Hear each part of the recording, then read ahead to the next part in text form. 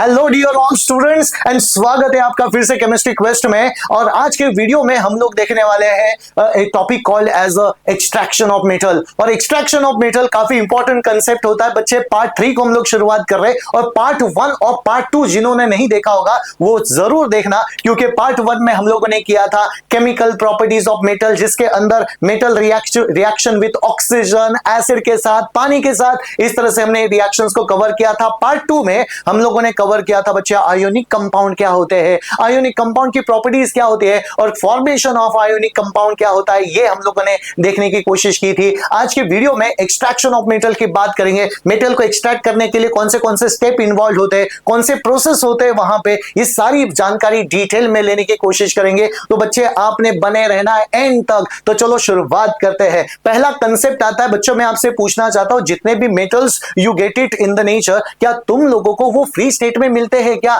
ऐसे किसी ने छुपा के रखे थे और धरती में से हमने बाहर निकाल के रखा, ऐसे कुछ है क्या बच्चों? नहीं, सभी के सभी मेटल्स हमें क्या मिलते हैं? सभी मेटल्स हम लोगों को कंबाइंड स्टेट में मिलते हैं बच्चे। कंबाइंड स्टेट में मतलब मेटालिक कंपाउंड के फॉर्म में अवेलेबल होते हैं, लेकिन मेटल हमें कभी फ्री स्टेट में नहीं मिलेंगे। तो कंबाइंड फॉर्म कौन सा होता है? तो कभी कुछ मेटल आपको ऑक्साइड के फॉर्म में मिलेंगे, कुछ सल्फाइड के फॉर्म में मिलेंगे और कुछ कार्बोनेट के फॉर्म में मिलते हैं बच्चे। ये major form of metallic compounds होते हैं बच्चे। याद रखना, मेटालिक ऑक्साइड, कार्बोनेट या फिर सल्फाइड के फॉर्म में मिलेंगे। लेकिन कुछ अतरंगी मेटल होते हैं बच्चे, silver, gold and platinum. Silver, gold and platinum ये मेटल होते हैं जो रिएक्टिविटी सीरीज में एकदम नीचे होते हैं बच्चे, क्योंकि वो लीस्ट रिएक्टिव होते हैं। वो कभी किसी के साथ रिएक्ट नहीं करेंगे, ना ऑक्सीजन के साथ, ना पानी के साथ, ना एसिड, ना बेस के साथ रिएक्ट करेंगे। तो इसीलिए बच्चे वो हमेशा फ्री स्टेट में पाए जाते हैं। फ्री स्टेट को ही बच्चे मैं नेटिव स्टेट भी बोलता हूं। कभी आपको ऐसा सवाल पूछा गया, the name the metal which is available in the native state और फ्री स्टेट, तो वो कौन सा रहेगा? Silver, gold and platinum. बाकी सारे मेटल हमें कंपाउंड स्टेट में मिलते हैं। कुछ इंपॉर्टेंट टर्म्स को हम लोग देखेंगे बच्चे, और पहला टर्म आता है आपका मिनरल्स। क्या होते हैं मिनरल्स बेटा? मिनरल्स क्या होता है? तो मिनरल्स एक मेटालिक कंपाउंड होता है विद फिक्स प्रोपोर्शन। मतलब क्या होता है? Minerals are nothing but the naturally occurring substance होते हैं with definite chemical composition. Definite chemical composition मतलब क्या होता है बच्चे? डेफिनाइट केमिकल फॉर्मूला हो जाता है and which are available with the characteristic crystalline structure होते हैं। उसी को बच्चे मैंने क्या बोल दिया?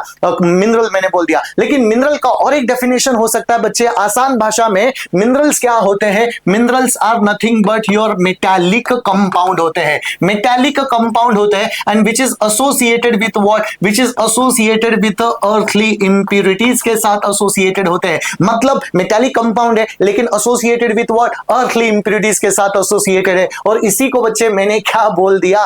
मिनरल मैंने बोल दिया। लेकिन बच्चों मैंने पूछा नेक्स्ट डेफिनेशन हमारा होता है ओर का डेफिनेशन। सर ओर का मतलब क्या होता है? Ores are nothing but the minerals होते हैं बच्चे। सभी मिनरल से हम लोग मेटल को एक्सट्रैक्ट नहीं करते, लेकिन कुछ ऐसे मिनरल होते हैं जिसमें मेटल का कॉन्सेंट्रेशन ज्यादा होता है, मेटल का परसेंटेज ज्यादा होता है, और जिसमें मेटल का परसेंटेज ज्यादा होता है उसी से हम लोग मेटल को एक्सट्रैक्ट करते हैं। और बेटा उस मिनरल को मैं क्या बोलता हूं? ओर बोलता हूं। तो ओर का डेफिनेशन क्या हो गया बच्चे? Ores are nothing but the naturally occurring minerals होते हैं from which we extract the metal. Metal को क्यों एक्सट्रैक्ट किया गया बच्चों? जरा देखना, ऐसे टाइम पास के लिए थोड़ी मेटल को एक्सट्रैक्ट कर रहे हैं। मेटल को एक्सट्रैक्ट कर रहे हैं ताकि हम लोगों को profitable purpose and economical purpose को आगे बढ़ाना है। तो बच्चे देखो ओर का डेफिनेशन क्या हो गया? Ores are nothing but the minerals होते हैं from which we extract the metal for our economical and profitable purpose के लिए। बच्चे ये होता है तुम्हारा डेफिनेशन ऑफ ओर हो जाता है। लेकिन इंपॉर्टेंट होता है बच्चे मिनरल और ओर में क्या कंसेप्ट होता है? Ore are nothing but the minerals from which we extract the metal. और बच्चे जरा देखना, ऑल ओर्स आर मिनरल्स, लेकिन सभी मिनरल्स ओर नहीं होते,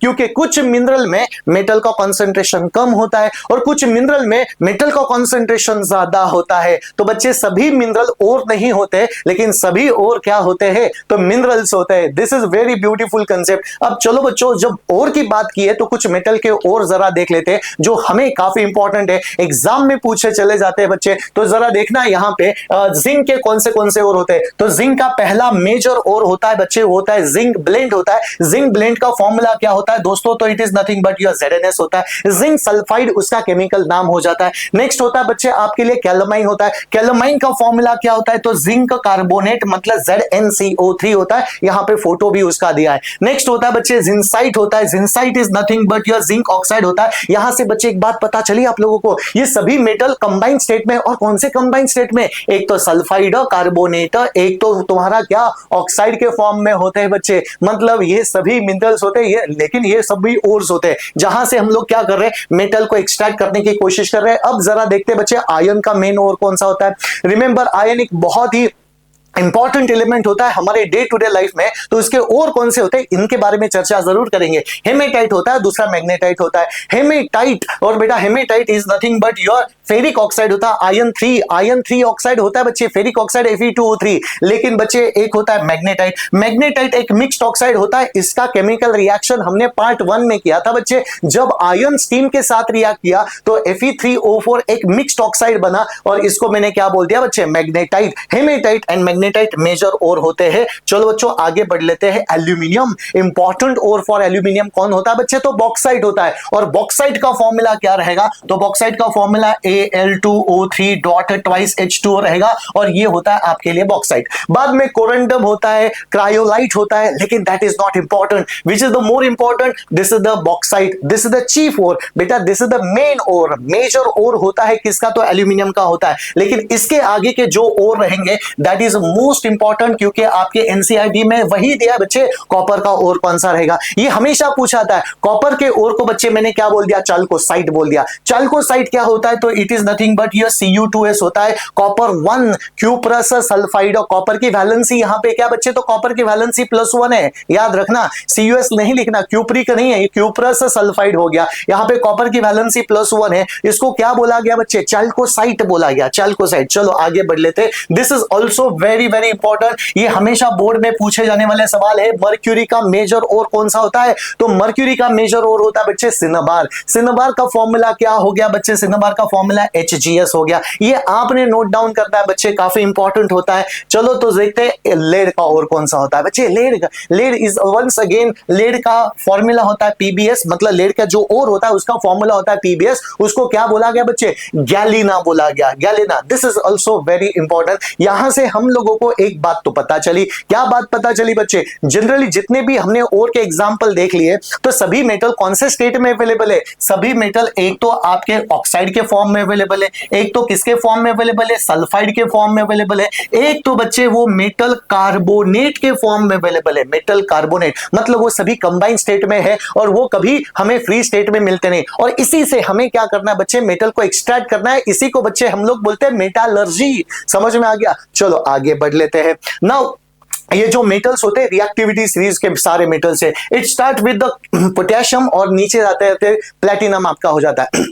और मेटल को कैसे अरेंज किया बच्चे हम लोगों ने? मेटल को decreasing order of their reactivity arrange कर दिया हम लोगों ने। इसको रिएक्टिविटी सीरीज ऑफ मेटल बोला जाता है बच्चे। अब मुझे क्या करना है? ये sodium, potassium, calcium, zinc, iron, lead, copper को एक्सट्रैक्ट करना है, मर्क्यूरी को एक्सट्रैक्ट करना है। अब बच्चे मैं आपसे एक सवाल पूछना चाहता हूं, सभी मेटल को एक्सट्रैक्ट करने का क्या तरीका सेम हो सकता है क्या बच्चे? तो नहीं हो सकता। क्यों नहीं हो सकता? क्योंकि कुछ मेटल भयानक रिएक्टिव होते हैं, कुछ मेटल बेटा लेस रिएक्टिव होते हैं, कुछ मेटल तो लीस्ट रिएक्टिव होते हैं। तो सभी मेटल को एक्सट्रैक्ट करने का तरीका बिल्कुल नहीं रहेगा सेम। तो बेटा सभी को एक्सट्रैक्ट करने का तरीका अलग अलग रहेगा। वो अलग तरीका क्या होता है उसी के बारे में हम लोग चर्चा करेंगे बेटा। तो देखना ये रिएक्टिविटी सीरीज है। पहले जो 5 मेटल है हम लोगों ने क्या कर दिया? पहले जो 5 मेटल है हमने उस रिएक्टिविटी सीरीज को 3 हिस्सों में बांट दिया।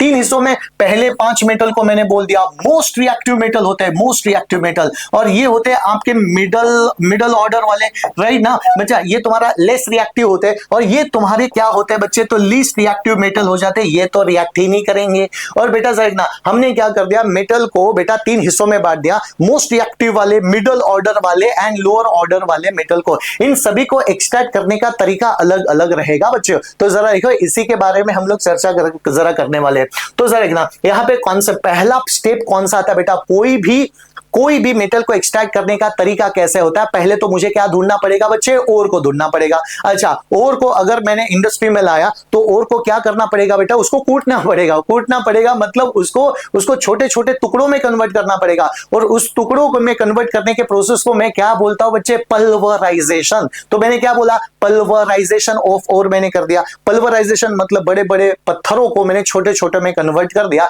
और बच्चे ये मेरा हो गया पल्वराइजेशन ऑफ ओर। अच्छा, जब पल्वराइजेशन ऑफ ओर कर दिया, क्या वो ओर तुम्हें जो आपने लाया है क्या वो 100% प्योर है क्या बच्चे? नहीं, उसके साथ काफी सारी इंप्योरिटीज होती है, और उसका पहला तो हमें क्या करना पड़ता है, कॉन्सेंट्रेशन ऑफ ओर। बेटा what is concentration of ore? Concentration मतलब होता है removal of all kind of impurity. Ore के साथ कई सारी इंप्योरिटीज होती है बच्चे, और इस इंप्योरिटी को निकालने के लिए मैंने क्या बोला, कॉन्सेंट्रेशन ऑफ ओर।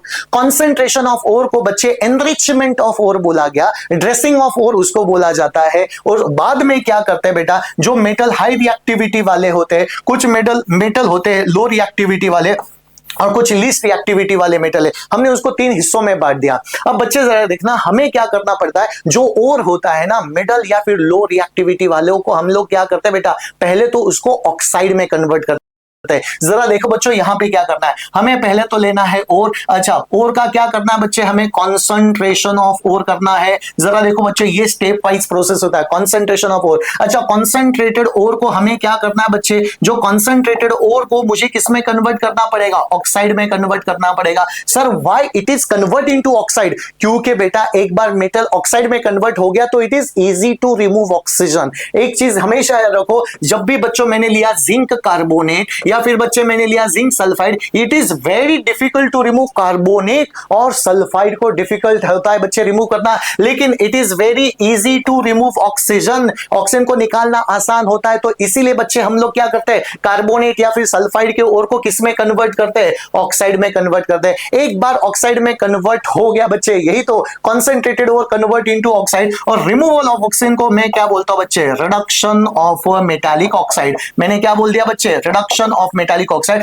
और रिडक्शन करने के बाद, रिडक्शन का मतलब क्या होता है दोस्तों, रिडक्शन का मतलब होता है रिमूवल ऑफ ऑक्सीजन। एक बार रिमूवल ऑफ ऑक्सीजन कर दिया तो बच्चे आपको क्या मिल गया, मेटल हम लोगों को मिल गया। लेकिन वो मेटल क्या बहुत ही प्योर था क्या? नहीं, वो तो मेटल क्रूड मेटल था, और क्रूड मेटल से हमें रिफाइनिंग करके क्या मिलता है बच्चे, एकदम प्योर मेटल मिलता है। तो ये स्टेप्स आर इन्वॉल्व। पहले क्या करना पड़ता है बच्चे, ओर लिया, पल्वराइज ओर लिया, टुकड़े में छोटे छोटे कूट कूट के उसको टुकड़ों में कन्वर्ट कर दिया। बाद में कॉन्सेंट्रेशन ऑफ ओर कर दिया। कॉन्सेंट्रेशन मतलब removal of all kind of impurities. Concentrated ore, बेटा ये कॉन्सेंट्रेटेड ओर है, उसको किस में कन्वर्ट करते हैं, ऑक्साइड में कन्वर्ट करते हैं। मतलब जला दो ओर को, समझ में आ गया, जला दो। अच्छा, ताकि वो ऑक्साइड में कन्वर्ट हो, और एक बार ऑक्साइड में कन्वर्ट हो गया तो रिमूवल ऑफ ऑक्सीजन कर देना बच्चे। रिमूवल ऑफ ऑक्सीजन को ही मैं क्या बोलता हूं, रिडक्शन ऑफ मेटालिक ऑक्साइड। और इस तरह से आपका मेटल मिल गया, लेकिन उसको भी रिफाइन करना पड़ेगा, और बेटा रिफाइनिंग करने के बाद हमें प्योर मेटल मिलता है।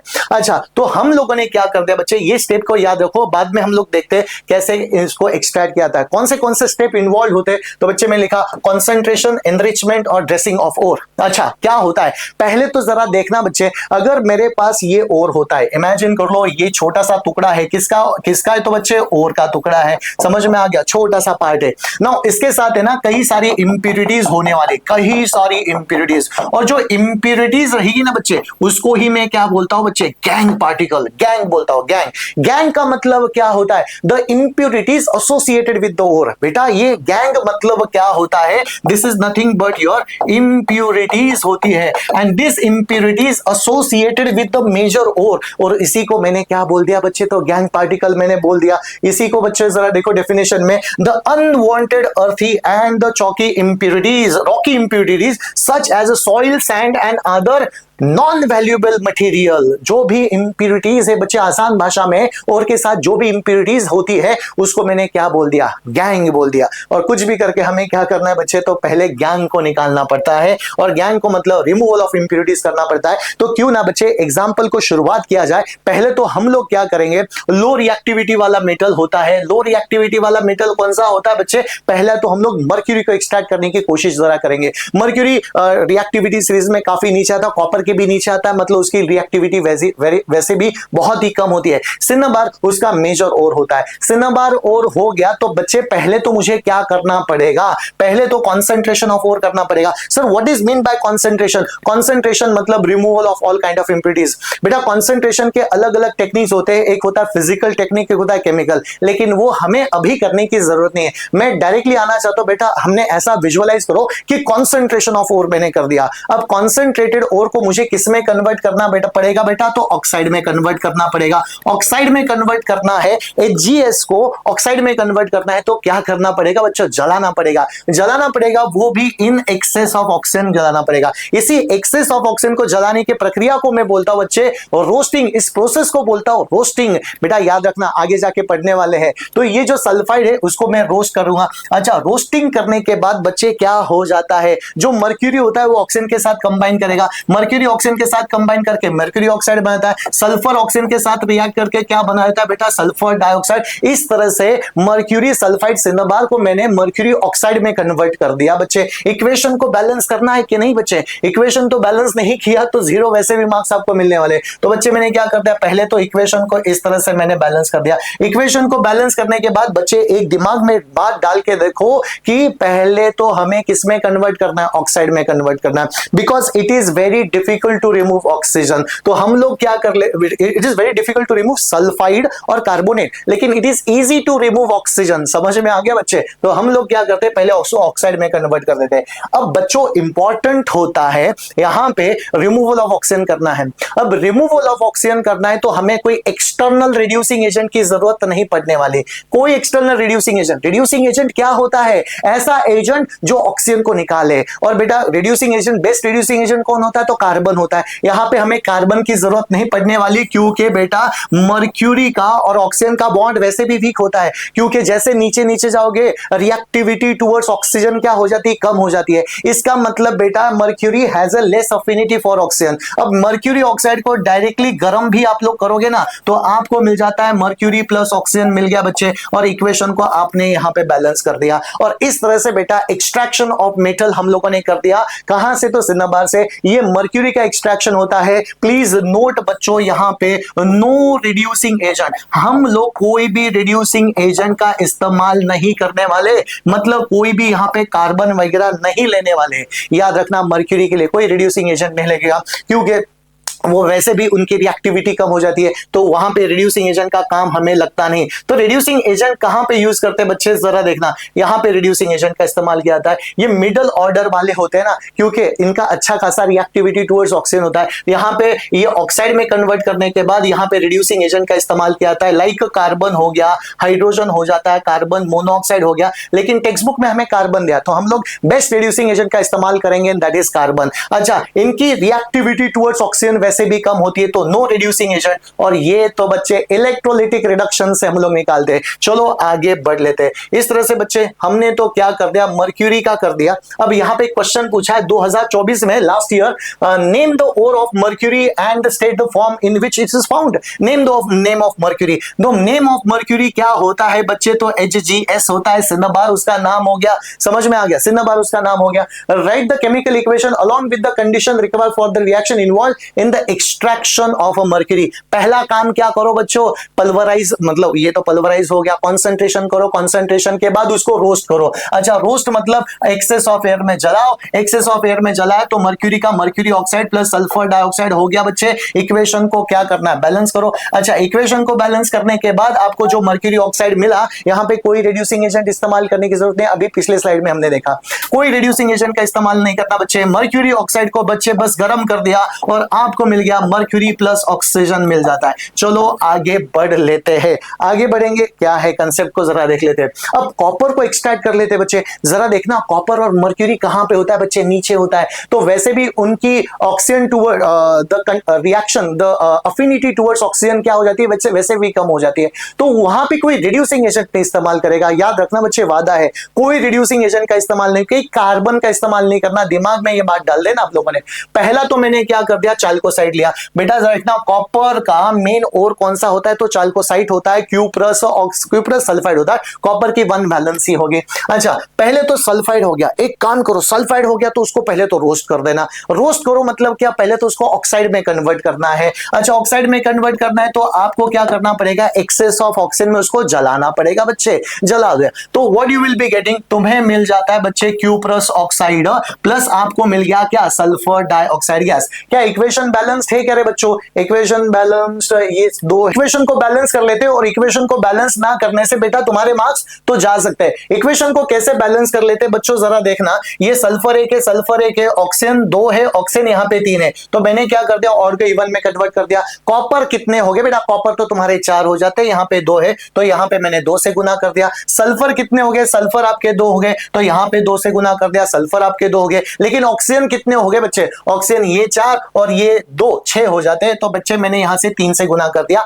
और इस तरह से आपका क्यूप्रस सल्फाइड क्यूप्रस ऑक्साइड में कन्वर्ट हो गया। वंस अगेन बच्चे यहाँ पे कोई रिड्यूसिंग एजेंट का इस्तेमाल करने की आपको जरूरत नहीं है। बेटा इमेजिन कर लो एक डब्बे में आपने क्या किया था, क्यूप्रस सल्फाइड लिया था, उसको ऑक्सीजन के साथ रिएक्ट कर दिया, क्यूप्रस ऑक्साइड बन गया। लेकिन बच्चे पूरा की पूरा थोड़ी क्यूप्रस ऑक्साइड में कन्वर्ट होगा, लेकिन कुछ ना कुछ तो क्यूप्रस सल्फाइड रहेगा, वो क्या करेगा, वो क्यूप्रस ऑक्साइड को रिड्यूस कर लेगा। मतलब यहाँ पे एक्सटर्नल रिड्यूसिंग एजेंट की जरूरत नहीं है, ये क्यूप्रस सल्फाइड खुद ही अच्छा रिड्यूसिंग एजेंट हो जाता है। इसका मतलब क्या होने वाला बच्चे, ये सल्फर ऑक्सीजन के साथ रिएक्ट करेगा और आपको मिल जाता है बच्चे क्या, सल्फर डाइऑक्साइड प्लस यहाँ पे क्या निकल गया बच्चे, तो कॉपर हो गया।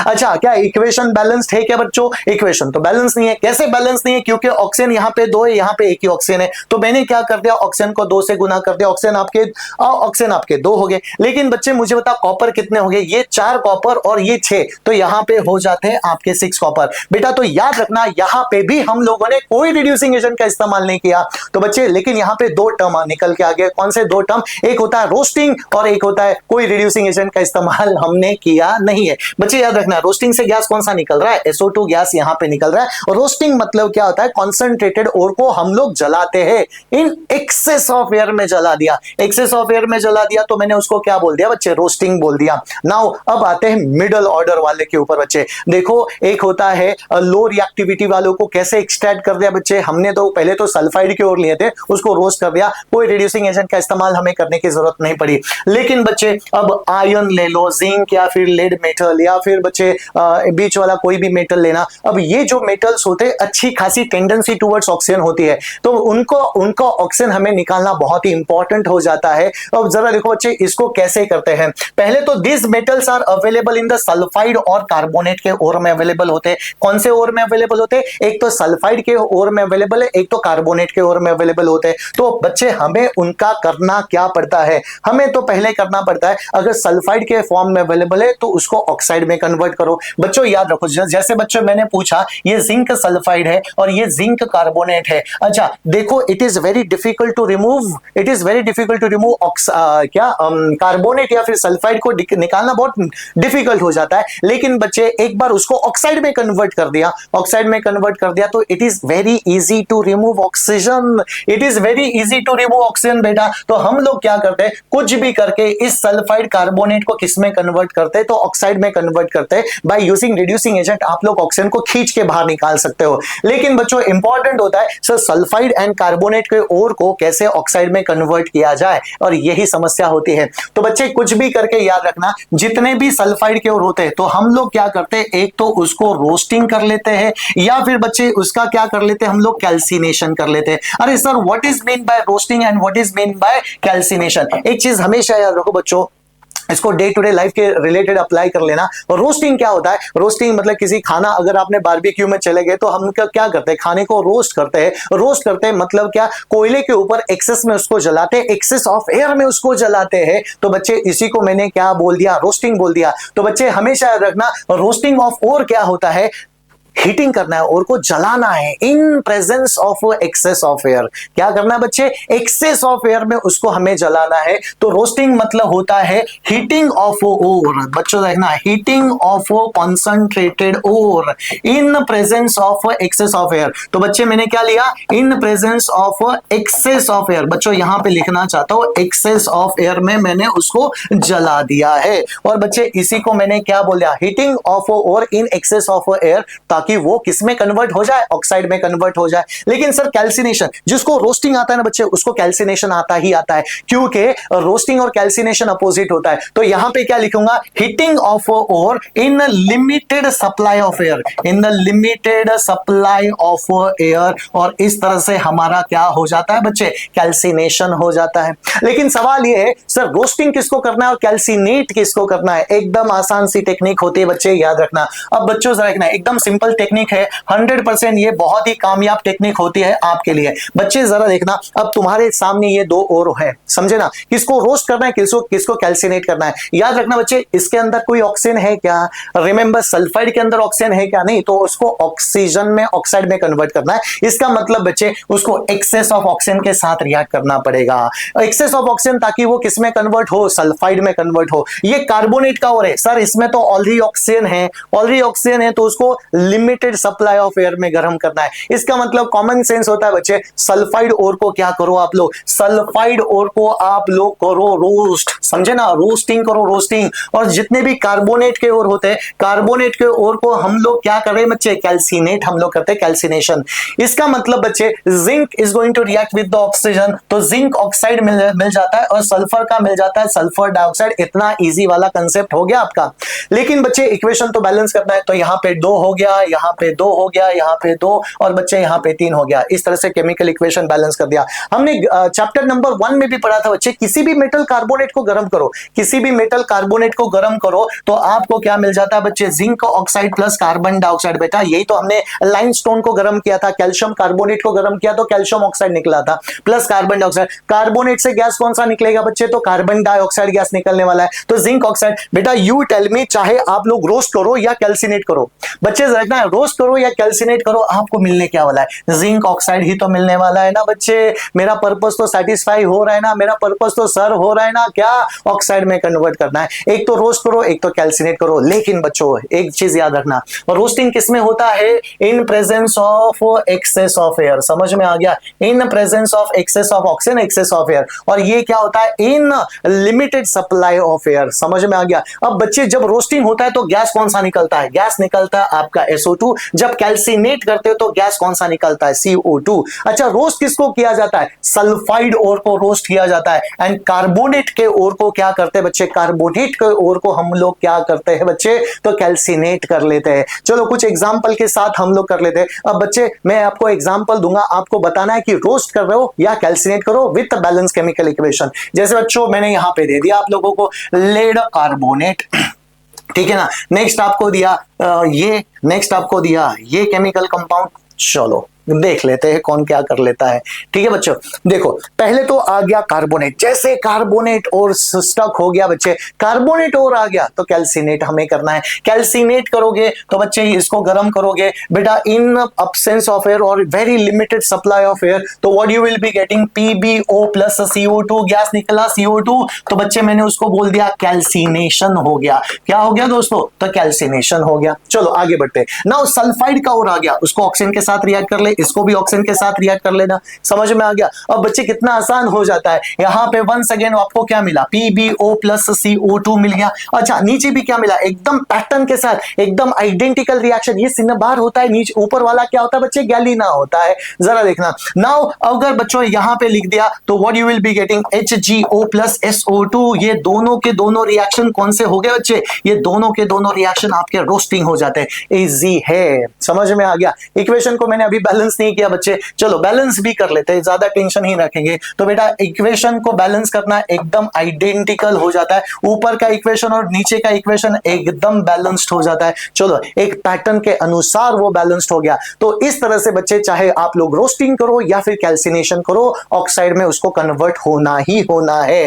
रिमेंबर ऑक्साइड कैल्सिनेट से कौन सा गैस निकलता है, तो कार्बन डाइऑक्साइड, और रोस्टिंग से कौन सा गैस निकलता है, तो सल्फर डाइऑक्साइड गैस निकलेगा। इसी चीज को यहां पे एक्सप्लेन किया बच्चों। चलो आगे बढ़ते, रिडक्शन ऑफ मेटालिक ऑक्साइड। एक बार आपका मेटालिक ऑक्साइड बन गया बच्चे, कौन सा मेटालिक ऑक्साइड बन गया, इमेजिन कर लो ये आपका बन गया जिंक ऑक्साइड बन गया है, यहां पे समझ में आ गया। अब जिंक ऑक्साइड बन गया, मिडिल ऑर्डर वाला होता है। तो रिड्यूसिंग एजेंट, अरे सर रिडक्शन मतलब क्या होता है, रिमूवल ऑफ ऑक्सीजन। जब रिडक्शन करना है तो रिड्यूसिंग एजेंट इस्तेमाल करने पड़ते हैं, जब ऑक्सीडेशन करना है तो क्या ऑक्सीडाइजिंग एजेंट का इस्तेमाल करना पड़ता है। तो बच्चे यहां पे रिड्यूसिंग एजेंट कौन सा इस्तेमाल करेंगे हम लोग, कार्बन, कोक, समझ में आ गया, कार्बन का इस्तेमाल करेंगे। तो ये जिंक ऑक्साइड है, अब मैंने क्या कर दिया बच्चे, उसको गर्म कर दिया कार्बन के साथ, कार्बन के साथ गर्म कर दिया तो carbon is going to remove oxygen, oxygen को रिमूव करेगा तो zinc plus carbon monoxide. और यहां पे गलती कर लेते, कार्बन डाइऑक्साइड लिख के आते बच्चे, नहीं बेटा कार्बन मोनो ऑक्साइड बन गया, और ये इक्वेशन ऑलरेडी यहां पे बैलेंस्ड हो गया। इमेजिन कर लो बच्चे, अगर मैंने यहां पे लेड ऑक्साइड रखा,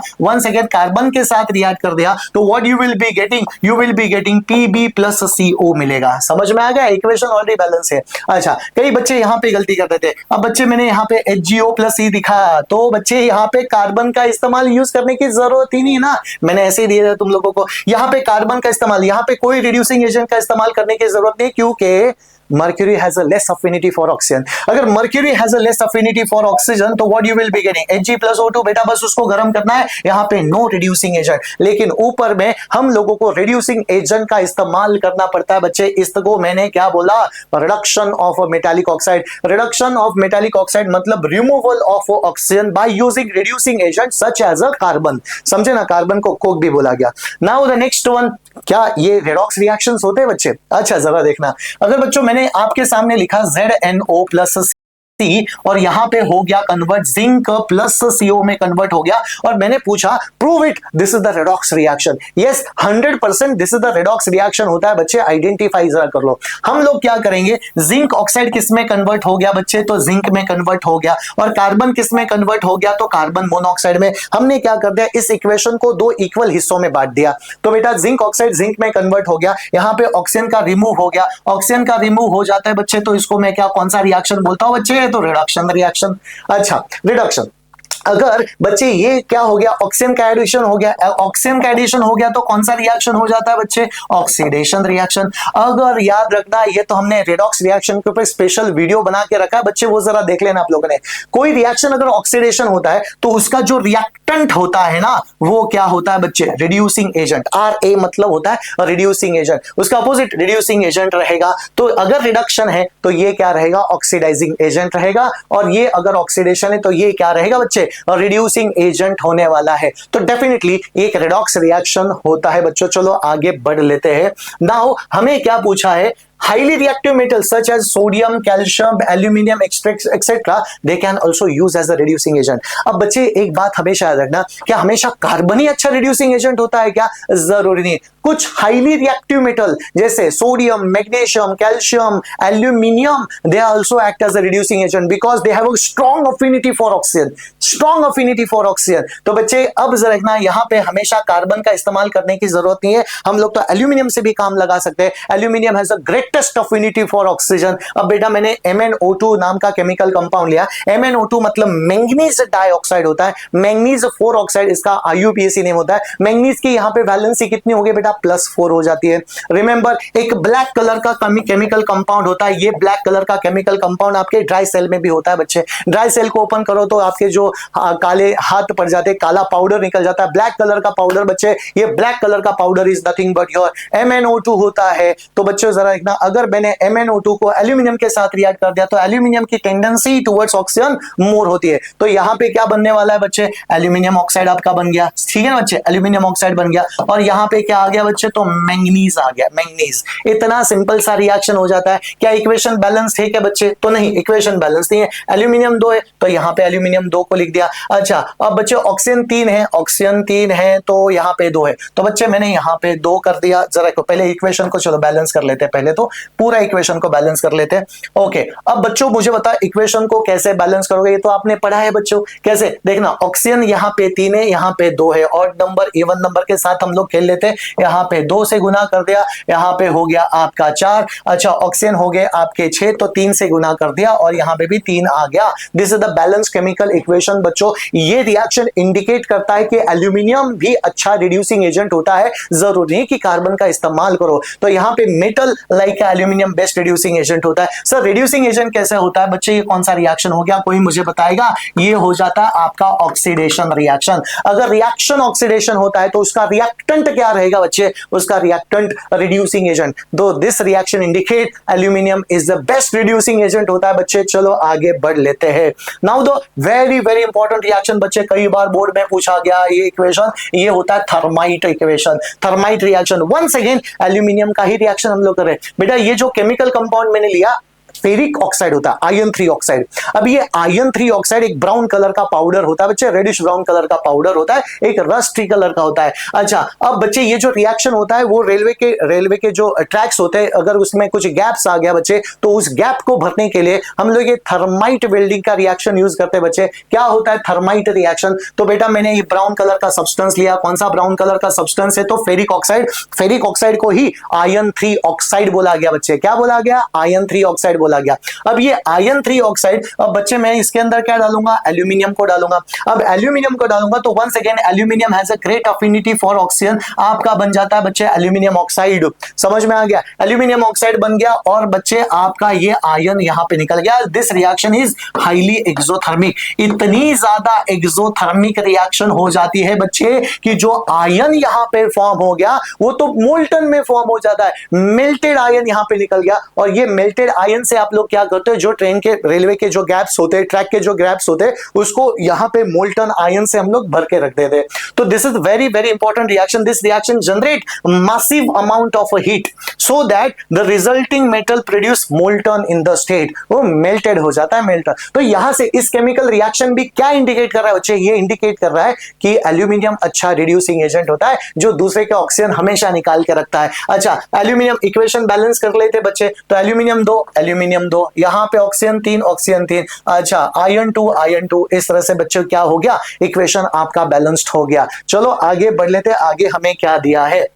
अच्छा, इसी से रिलेटेड सवाल पूछा था 2024 में बच्चे। सवाल क्या है? A metal x in the thermite process. कौन सा मेटल यूज करते हैं बच्चे? आयरन का नहीं इस्तेमाल करते हैं, एल्यूमिनियम का इस्तेमाल करते हैं। Metal use in the thermite, obviously पता चला एल्यूमिनियम मेटल है। When X is heated with the oxygen gives oxide Y. अरे उसका ऑक्साइड वाई बनेगा और वो एम्फोटेरिक भी होता है। एम्फोटेरिक बेटा तो एल्यूमिनियम सबको बताया, जिंक लेड एल्यूमिनियम एम्फोटेरिक होता है। तो एल्यूमिनियम ऑक्साइड बना और बेटा ये आपका आंसर ये रहेगा। मेटल था एल्यूमिनियम, उसका ऑक्साइड क्या है? Aluminium oxide. और दोनों के दोनों क्या होते हैं?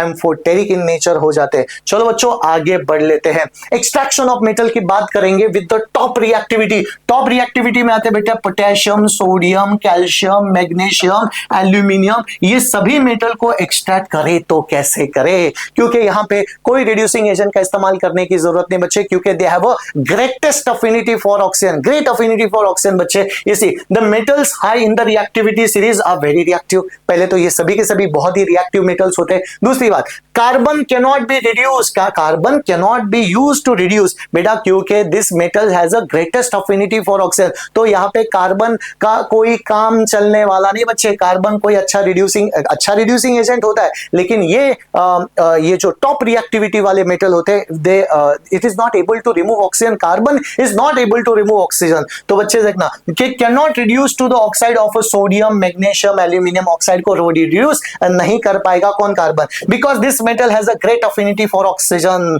Then the carbon. तो बच्चे अगर मैंने यहां पे ऐसा कुछ लिख दिया एल्यूमिनियम ऑक्साइड प्लस कार्बन यहां पे लिखा, तो कोई रिएक्शन होने वाली नहीं है, क्योंकि बेटा aluminium has a more affinity affinity for oxygen than the carbon, तो यहाँ पे ये रिएक्शन काम नहीं आने वाली। तो सवाल आता है कि ये जो पहले 5 मेटल होते हैं सोडियम, मैग्नीशियम, कैल्शियम, एल्यूमिनियम, उनको एक्सट्रैक्ट करे तो कैसे करें, कौन सा मेथड इनके लिए होता है बच्चे, तो कौन सा मेथड होता है वही बात करेंगे हम लोग। This is nothing but your electrolysis. इसको क्या बोलते हैं बच्चे, इलेक्ट्रोलिटिक रिडक्शन। इसलिए तो मैंने बोला था हमने जो metal reactivity series of metal है हमने क्या कर दिया, उसको 3 हिस्सों में बांट दिया। टॉप रिएक्टिविटी वाले metal can not be reduced by using reducing agent, उसको कैसे एक्सट्रैक्ट करें, by using electrolytic reduction. Electrolytic reduction का मतलब ही बच्चे क्या होता है, तो इलेक्ट्रोलिसिस होता है। ये इलेक्ट्रोलिटिक रिडक्शन होता है किसका, तो सोडियम क्लोराइड का इलेक्ट्रोलिसिस है बेटा, molten chloride, molten sodium chloride लिया बच्चे। देखो 801 डिग्री सेल्सियस टेम्परेचर है बेटा, 801 डिग्री सेल्सियस इसका मेल्टिंग पॉइंट होता है। ये मेल्ट हो गया है, अब मेल्ट हो गया, इसके अंदर ग्राफाइट के रॉड बच्चे मैंने डाल दिए। ग्राफाइट के रॉड एक होता है पॉजिटिवली चार्ज टर्मिनल, एक होता है नेगेटिव। पॉजिटिव चार्ज टर्मिनल को मैंने क्या बोल दिया, एनोड मैंने बोल दिया। बिकॉज कैसे याद रखोगे बच्चे, A to A, C to C, C to C मतलब कटायंस कैथोड की तरफ माइग्रेट करेंगे, अनायंस एनोड की तरफ माइग्रेट करेंगे। इस तरह से याद रखना बच्चे आप लोगों ने। देखो सॉल्यूशन में क्या है, सॉल्यूशन में ये होते हैं कटायन और सॉल्यूशन में ये हो गए आपके अनायन। जो कटायंस रहते हैं ना बच्चे, जो कटायंस होते हैं वो कहां पे भागेंगे, कैथोड की तरफ भागेंगे। कटायंस क्या होते हैं, कटायंस आर पॉजिटिवली चार्ज, तो कैथोड क्या रहेगा, नेगेटिव चार्ज। जरा एकदम कटायन कैथोड की तरफ जा रहे हैं तो कैथोड पे चार्ज कौन सा हो गया बच्चे, नेगेटिव चार्ज। और जो अनायन होते हैं, अनायंस कहां पे माइग्रेट कर रहे हैं बच्चे, अनायंस एनोड की तरफ माइग्रेट कर रहे हैं। अनायंस का नेगेटिव चार्ज होता है तो एनोड क्या रहेगा, एनोड तो रहेगा ना पॉजिटिव चार्ज, एनोड का रहेगा पॉजिटिव चार्ज। जरा देखो बच्चों यहाँ पे कैसे इलेक्ट्रोलिसिस हम लोग करते हैं, कुछ एग्जांपल, इसी एग्जांपल को हम लोग डिटेल में एक्सप्लेन करते हैं बच्चे।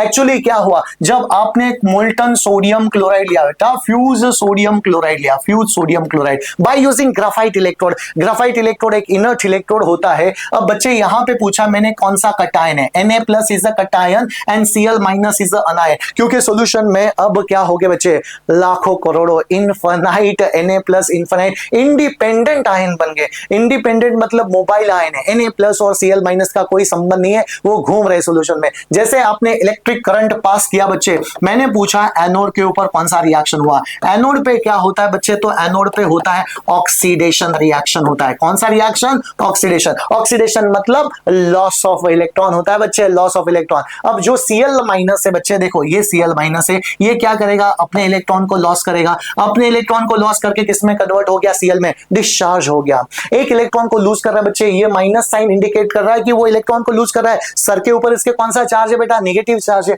नेगेटिव चार्ज को लूज कर दिया, किसमें कन्वर्ट हो गया, तो Cl में कन्वर्ट हो गया। लेकिन एक Cl क्या करेगा, दूसरे Cl के साथ कंबाइन करके क्या बनाता है बेटा, क्लोरीन गैस। क्योंकि क्लोरीन डायएटॉमिक होता है, क्लोरीन कभी सिंगल एटम ऑफ क्लोरीन कभी एग्जिस्ट नहीं करता बच्चे। एक क्लोरीन हमेशा दूसरे क्लोरीन के साथ कंबाइन करके Cl2 बना देता है। तो यहां पे गैस कौन सा निकला, तो क्लोरीन गैस निकला। लेकिन दोस्तों मैंने पूछा कैथोड पे कौन सा रिएक्शन हुआ, कैथोड पे कौन सा रिएक्शन होता है बच्चे, तो रिडक्शन होता है। अरे बच्चों रिडक्शन का मतलब क्या होता है, चैप्टर नंबर 1 में हम लोगों ने पढ़ा था, gain of electron and loss of electron, तो ऑक्सीडेशन होता है बेटा। यहाँ पे लॉस ऑफ इलेक्ट्रॉन हुआ था, यहाँ पे क्या करेगा, गेन ऑफ इलेक्ट्रॉन। बेटा यू टेल मी Na+ का मतलब क्या होता है, Na+ का मतलब है उसके पास ऑलरेडी एक इलेक्ट्रॉन की कमी है।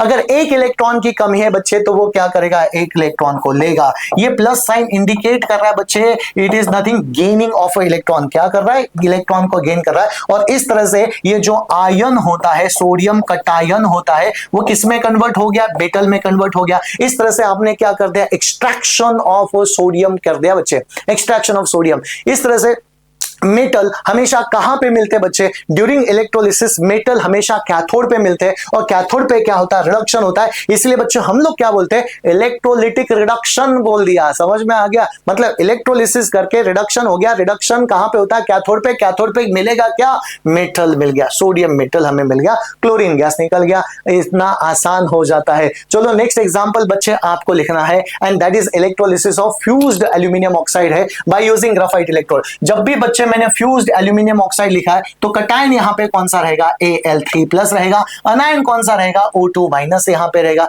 ये कटायन अनायन का नॉलेज होना बहुत जरूरी है बच्चे। एल्यूमिनियम के ऊपर +3 चार्ज होता है, ऑक्साइड के ऊपर 2- चार्ज हो गया। अच्छा, ग्राफाइट इलेक्ट्रोड है बच्चे, एज यूजुअल मैंने पूछा एनोड पे कौन सा रिएक्शन होता है, एनोड पे कौन सा रिएक्शन होगा बच्चे, तो ऑक्सीडेशन।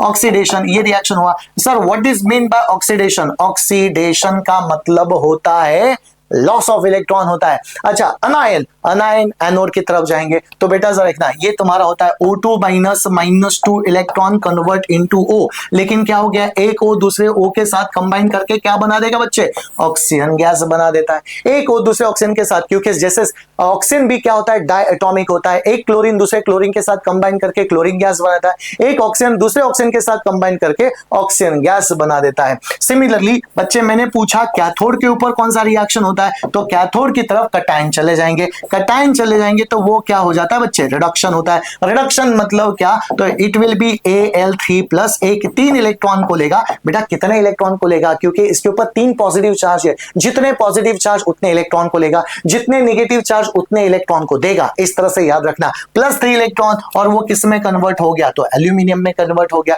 डिस्चार्ज हो गया, डिस्चार्ज हो गया। जितने भी कटायंस अनायंस है वो कैथोड एनोड पे जाके क्या करते हैं, डिस्चार्ज होते हैं। डिस्चार्ज कैसे होते हैं, बाय लॉस और बाय गेन ऑफ इलेक्ट्रॉन करके वो डिस्चार्ज कर लेते हैं। इस तरह से ये इलेक्ट्रोलिसिस ऑफ एल्यूमिनियम ऑक्साइड हो जाता है। बेटा जो मेटल हम लोगों को अभी तक मिला है, बेटा देखना अलग अलग मेटल को एक्सट्रैक्ट करने का तरीका अलग अलग होता है, लेकिन अभी हमने जो मेटल लिया बच्चे वो हमें कैसा मिला है, क्रूड मेटल मिला है। उस क्रूड मेटल को हमें क्या करना है, रिफाइन करना है। तो नेक्स्ट हेडिंग हमारा क्या रहने वाला है बच्चे, रिफाइनिंग ऑफ अ मेटल। क्या होने वाला है, रिफाइनिंग ऑफ मेटल। अब रिफाइनिंग ऑफ मेटल तो बेटा डायरेक्टली बात करेंगे रिफाइनिंग ऑफ कॉपर मेटल की हम लोग बात करेंगे। अब रिफाइनिंग ऑफ कॉपर मेटल में बच्चे मेरे पास ये इम्प्योर कॉपर का ब्लॉक, क्या है, इम्प्योर कॉपर का ब्लॉक, जिसके अंदर बेटा इमेजिन कर लो 70% प्योर कॉपर है और 30% क्या तुम्हारी इंप्योरिटीज है, और कुछ भी करके मुझे इस 30% इंप्योरिटीज को बाहर निकालना है और मुझे प्योर कॉपर को एक्सट्रैक्ट करना है। तो कैसे करूंगा बच्चे, में इलेक्ट्रोलिसिस से करूंगा, और यही आपका होता है electro refining of a copper. बच्चे आपने हेडिंग देना इलेक्ट्रो रिफाइनिंग ऑफ कॉपर। अब इलेक्ट्रो रिफाइनिंग ऑफ कॉपर में कुछ यादें, कुछ चीजें आपको याद रखनी पड़ेगी बच्चों। आपने एनोड कौन सा यूज किया है, तो बच्चे हमेशा याद रखना आपने एनोड को यूज किया है इम्प्योर कॉपर का ब्लॉक। क्या यूज करते हैं बच्चे, आपने इम्प्योर कॉपर का ब्लॉक आपने यूज किया। अच्छा, कैथोड आपने क्या यूज किया, कैथोड मतलब होता है बच्चे क्या, नेगेटिवली चार्ज टर्मिनल। एनोड क्या होता है, तो पॉजिटिवली चार्ज टर्मिनल। ऐसे भी सवाल पूछे जा सकते हैं। अच्छा, कैथोड पे आप लोग यूज करोगे बच्चे प्योर कॉपर का मेटल। क्या यूज करोगे, प्योर कॉपर मेटल। अच्छा, याद रखना इलेक्ट्रोलाइट, इलेक्ट्रोलाइट हम लोग कौन सा यूज करेंगे, इलेक्ट्रोलाइट मतलब सॉल्यूशन में तो डिप करना पड़ेगा ना, पानी में थोड़ी डिप करोगे, सॉल्यूशन में डिप करना पड़ेगा। अब सॉल्यूशन कौन सा लोगे, अगर कॉपर का इलेक्ट्रो रिफाइनिंग करना है तो कॉपर सल्फेट, निकल का करना है तो निकल सल्फेट, जिंक का करना है तो जिंक सल्फेट। इतनी आसान सी बात है। जो मेटल का इलेक्ट्रो रिफाइनिंग करना है उसी का सॉल्ट सॉल्यूशन हमें लेना पड़ता है। इलेक्ट्रोलाइट रहेगा बच्चे एक्वस कॉपर सल्फेट का सॉल्यूशन रहेगा। क्या लिया बच्चे, एक्वस कॉपर सल्फेट। ये देखो यहां पे मेंशन किया एक्वस कॉपर सल्फेट का सॉल्यूशन है जो आपका ब्लू कलर का होता है। तो एनोड पॉजिटिवली चार्ज टर्मिनल है, यहां पे इम्प्योर कॉपर है, यहां पे प्योर कॉपर है। इलेक्ट्रोलाइट हमने यूज कर दिया, एनोड कैथोड कर दिया। लेकिन बच्चे हुआ क्या, यहां पे हुआ क्या, दैट इज मोर इंपॉर्टेंट। मैंने क्या बोला यहां पे, जरा क्या होने वाला है, this is the impure copper का ब्लॉक है। इमेजिन कर लो बच्चे इम्प्योर कॉपर का ब्लॉक है और ये thin pure of copper strip हो जाती है। ये आपका एनोड, ये आपका एनोड हो गया बच्चे, और ये आपका कैथोड हो जाता है। ये कैथोड है और ये एनोड है। और सॉल्यूशन कौन सा है, तो सॉल्यूशन आपका है एक्वस कॉपर सल्फेट का सॉल्यूशन, एक्वस कॉपर सल्फेट का सॉल्यूशन है। अब क्या होगा बच्चे, जो एनोड होता है ना वो कोई इनर्ट इलेक्ट्रोड नहीं, वो एक्टिव इलेक्ट्रोड है, कॉपर एक्टिव इलेक्ट्रोड होता है। तो वो क्या करेगा पता है बच्चे, ये जो कॉपर मेटल है ना, यहाँ पे कॉपर मेटल, मैंने क्या बोला 70% तो प्योर कॉपर है और 30% तो इंप्योरिटीज रहती है। तो बेटा ये जो कॉपर है ना वो सॉल्यूशन में अपने आयंस देता है। मतलब जो मेटल होते हैं ना वो रिएक्शन में पार्टिसिपेट करेंगे, एक्टिवली पार्टिसिपेट करेंगे। जो एनोड होता है वो खुद के आयन दे रहा है सॉल्यूशन में।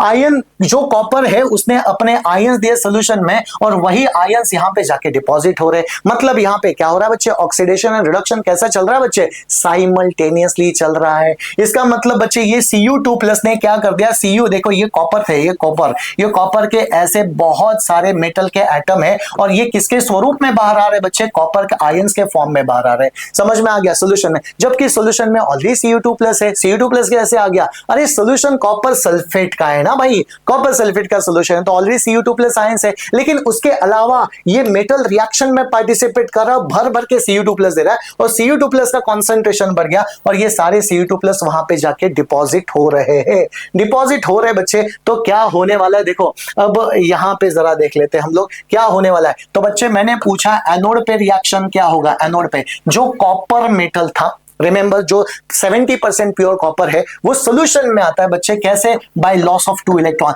बाय लॉस ऑफ 2 इलेक्ट्रॉन वो सॉल्यूशन में आता है, वो Cu2+ में जनरेट हो गया, मतलब अपने आयंस। इमेजिन कर लो ये आपका इम्प्योर कॉपर ब्लॉक है और ये कॉपर यहां पे 70% कॉपर है और ये क्या करेगा, सॉल्यूशन में अपने आयंस को देता रहेगा। समझ में आ गया, सॉल्यूशन में अपने आयंस को देता रहेगा बच्चे। तो इस तरह से ये जो मेटल है उसने क्या कर दिया, अपने आयंस दिए। अपने आयंस कैसे दिए बच्चे, बाय लॉस ऑफ इलेक्ट्रॉन। समझ में आ गया, बाय लॉस ऑफ इलेक्ट्रॉन। अच्छा अब कैथोड पे क्या हुआ बच्चे, कैथोड पे जो आयंस यहां पे जनरेट हुए थे, आयंस यहां पे वो एनोड ने दिए थे, वही आयंस क्या कर रहे, कैथोड के ऊपर जाके डिपॉजिट कर रहे। कैथोड पे क्या होता है, रिडक्शन होता है। रिडक्शन मतलब ये Cu2+ ने क्या कर दिया, 2 इलेक्ट्रॉन को लेके वो किस में कन्वर्ट हो गया बच्चे, Cu में कन्वर्ट हो जाता है। इसका मतलब वंस अगेन ये आयंस किस में कन्वर्ट हो गया, आयन फिर से मेटल में यहां पे कन्वर्ट हो गया। इस तरह से बच्चे पूरा सर्किट भी कंप्लीट हो गया। और जरा देखना अब very carefully, once again if you look at the very carefully, तो बच्चे इसने क्या कर दिया,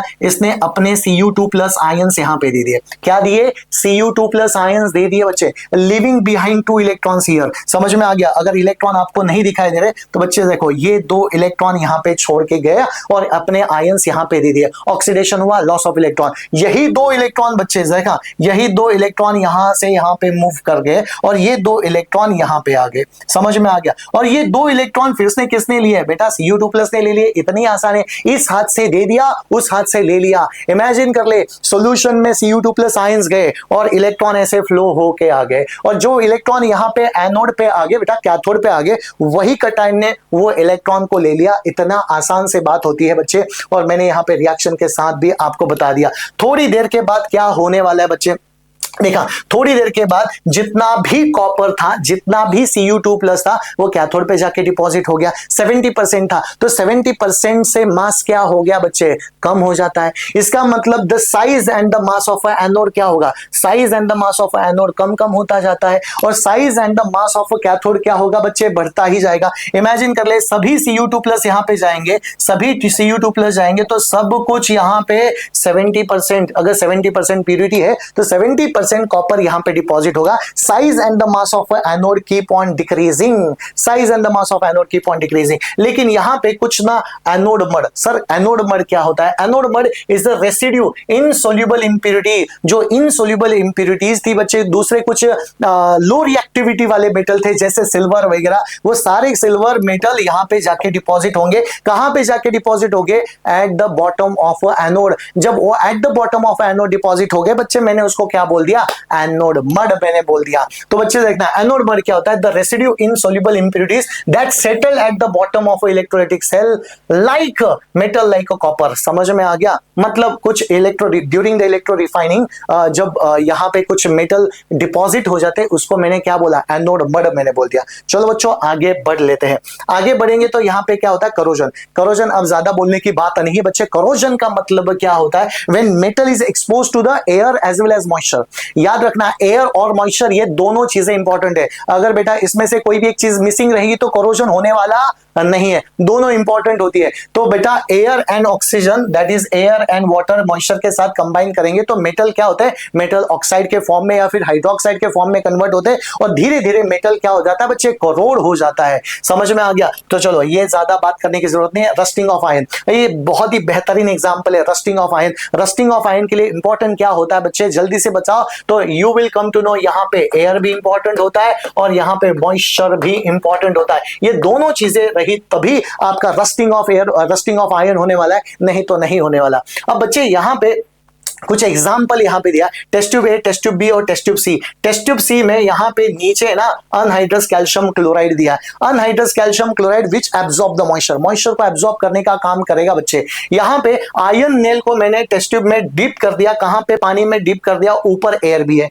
तो यहाँ पे आइडियल कंडीशन है क्योंकि यहाँ पे एयर भी है, जरा देखो एयर भी है और नीचे क्या बेटा, मॉइस्चर भी है, तो रस्टिंग ऑफ आयन यहाँ पे हो रहा है। लेकिन बी टेस्ट ट्यूब में रस्टिंग ऑफ आयन नहीं हो रहा क्योंकि यहाँ पे बॉइल वाटर है। अब बॉइल वाटर में कोई गैसेस वगैरह नहीं, एयर नहीं बच्चे, एयर नहीं है, तो वहां पे सिर्फ पानी है, लेकिन यहाँ पे एयर का तो ब्लॉकेज हो गया क्योंकि यहाँ पे एक इमिसिबल लेयर है बेटा, और वो immiscible layer that is oil क्या कर रहा है, एयर को अवॉइड कर रहा है टू एंटर इन। तो बच्चे यहाँ पे तो एयर की बात ही नहीं, एयर नहीं है तो यहाँ पे कोई मॉइस्चर होने वाला, कोरोजन कोई होने वाला नहीं, रस्टिंग कोई होने वाला नहीं है। नेक्स्ट वन, यहाँ पे बच्चे भर भर के एयर है लेकिन यहाँ पे मॉइस्चर नहीं है क्योंकि मॉइस्चर को किसने एब्जॉर्ब कर दिया, अनहाइड्रस कैल्शियम क्लोराइड जो एक अच्छा ड्राइंग एजेंट होता है, मॉइस्चर को एब्जॉर्ब कर लेता है। तो बेटा रस्टिंग कहां पे होने वाला है, ये होगा, यहाँ पे रस्टिंग होगा नहीं, यहाँ पे रस्टिंग होगा नहीं। चलो, रस्टिंग ऑफ आयन का बेहतरीन एग्जांपल डे टू डे, मतलब क्या होता है बेटा, डे बाय डे आयन क्या हो जाता है, रस्ट हो जाता है, वो वीकन हो जाता है।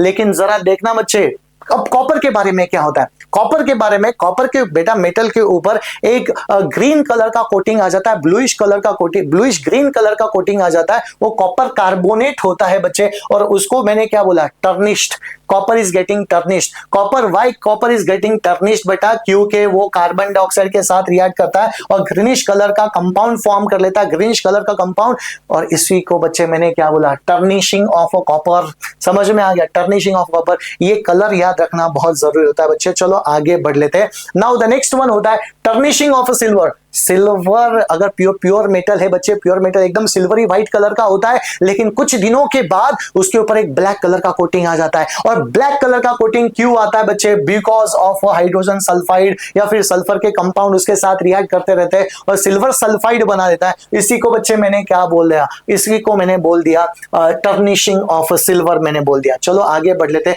प्रिवेंशन ऑफ करोजन कैसे करते हैं बेटा, फटाफट कर लेते हैं क्योंकि इजी पॉइंट होते हैं। Painting, oiling, greasing, galvanisation. Sir what is galvanisation, coating of a metal with the help of a zinc, zinc से कोटिंग करते रहते हैं, उसको मैं क्या बोलता हूं बच्चे, गैल्वनाइजेशन। एक होता है chrome plating, anodising and making alloys. ये अलॉयज इज वेरी इंपॉर्टेंट, इसके बारे में बात करेंगे बच्चे। चलो अब जरा देखते हैं, अब ज्यादा गैल्वनाइजेशन के ऊपर बात नहीं करेंगे। गैल्वनाइजेशन क्या होता है बच्चे, मेटल के ऊपर एक कोटिंग चढ़ाई जाती है, किसकी कोटिंग चढ़ाई जाती है, जिंक की कोटिंग चढ़ाई जाती है, क्योंकि जिंक इज मोर रिएक्टिव होता है बच्चे और वही ऑक्सीडाइज करेगा, बाकी किसी के साथ रिएक्शन होगा नहीं। तो बेटा ये स्टील है और स्टील को डुबा दिया, मोल्टन जिंक में डुबा दिया और उसके ऊपर क्या हो गया बेटा, स्टील का मतलब जिंक का कोटिंग। यहाँ पे इवन छोटे छोटे स्क्रू आप लोग जो इस्तेमाल कर रहे हैं ना, that is a galvanised screw होते हैं बच्चे, गैल्वनाइज्ड स्क्रू, उसके ऊपर जिंक का कोटिंग होता है बच्चे। चलो उसको गैल्वनाइजेशन बोल दिया। नेक्स्ट होता है एनोडाइजिंग। ऐसे आपने कई चेन क्लिप्स वगैरह देखे होंगे, इवन आपके कीचेन होते हैं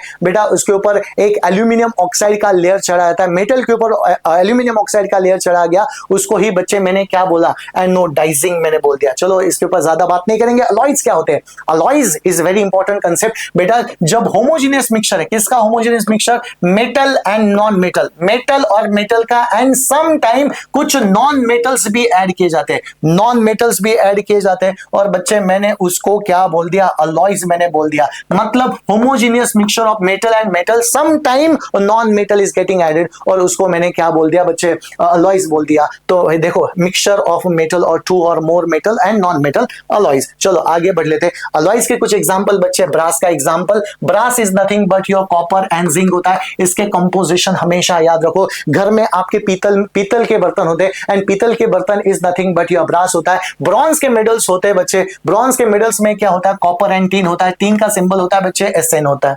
नाउ द नेक्स्ट वन आता है सोल्डर। सोल्डर जो आप इलेक्ट्रिकल कंपोनेंट को फ्यूज करने के लिए इस्तेमाल करते हैं बच्चे, वो होता है आपका सोल्डर। सोल्डर में क्या होता है बच्चे, लेड एंड टीन होता है, लेड एंड टीन। चलो आगे बढ़ लेते हैं। स्टील क्या क्या होता है बच्चे, steel is nothing but your iron plus carbon होता है। और स्टेनलेस स्टील जो घर में होता है बच्चे वो अलग होता है, और बेटा जो कंस्ट्रक्शन काम के लिए यूज होता है वो स्टील होता है, घर में होता है स्टेनलेस स्टील के बर्तन होते हैं। तो स्टेनलेस स्टील में क्या होता है, देखो आयरन प्लस कार्बन तो होता ही है, लेकिन निकल एंड क्रोमियम भी होता है। This is the main composition, और कंपोजिशन हमेशा पूछे जाते हैं बच्चे, कंपोजिशन। चलो आगे बढ़ लेते हैं। नेक्स्ट होता है बच्चे अमलगम। क्या होता है amalgam? This is very interesting बच्चे। अब देखो amalgam is nothing but the mixture of a metal and one of the component will be mercury. Remember, metal के साथ जब भी मर्क्यूरी आता है बच्चे, मेटल के साथ मर्क्यूरी आ गया तो मैंने उसको क्या बोल दिया, अमलगम मैंने बोल दिया। अलॉयज में क्या होता था, मेटल एंड मेटल आता था, लेकिन यहां पे अमलगम में क्या होता है, एक मेटल के साथ मर्क्यूरी हमेशा फिक्स्ड रहने वाला है। Amalgam is the alloy mercury with another metal. इसका मतलब बच्चे अगर मैंने NaHg ऐसे बोल दिया तो मैं इसको क्या बोलूंगा, सोडियम अमलगम। समझ में आ गया? अच्छा नेक्स्ट वन, अगर मैंने जिंक और Hg लिख दिया तो मैं इसको क्या बोलूंगा, जिंक अमलगम। इस तरह से बच्चे ये अमलगमेशन हो जाता है। चलो आगे बढ़ लेते हैं। और बेटा इस तरह से काफी लॉन्ग जर्नी हमारी हुई है, और ये लॉन्ग जर्नी हमें सक्सेसफुली कंप्लीट कर रही है। आई थिंक आप लोगों को समझ में आया होगा। तो जरूर बच्चों अगर कुछ डाउट हो गए तो आप मुझे कमेंट सेक्शन में जरूर बताना, या फिर नेक्स्ट वीडियो कौन से टॉपिक के ऊपर चाहिए ये भी मुझे आप कमेंट सेक्शन में बता सकते हो। टिल द टाइम पढ़ते रहे बच्चे। Thank you very much.